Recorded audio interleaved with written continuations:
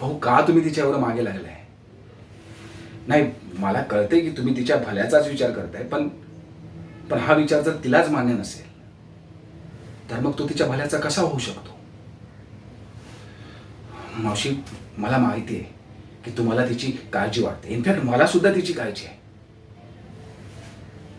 पण जेवढं मी सावीला ओळखतो त्यावरून तुम्हाला एक गोष्ट सांगू का मावशी?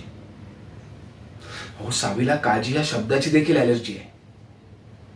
आणि तीच काळजी तुम्ही तिच्यावर लादताय.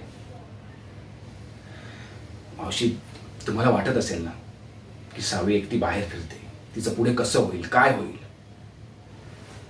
जर तिचं लग्न लावून दिलं तर तिच्यासोबत कोणीतरी सोबतही असेल. तिलाच हे मान्य नसेल तर? आणि मावशी, खरंच जर तुम्हाला असं वाटतंय की तिच्यासोबत कोणीतरी सोबतही असावा, तर आजही तिच्यासोबत तिचे सोबती आहेत. तिच्या आईचे विचार.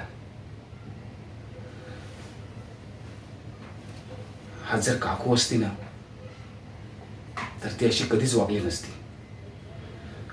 तिने सावीला कधीच सांगितलं नसतं की कोणीतरी सोबत असावा म्हणून तू कोणाशी तरी लग्न कर. उलट तिने सांगितलं असतं की हे असं लग्न करण्यापेक्षा तू कायमची घरात बसून राहा. मावशी, प्लीज ऐका माझं. अहो, आता सावी मोठी झाली आहे. तिचे निर्णय तिला परस्पर घेऊ द्या प्लीज.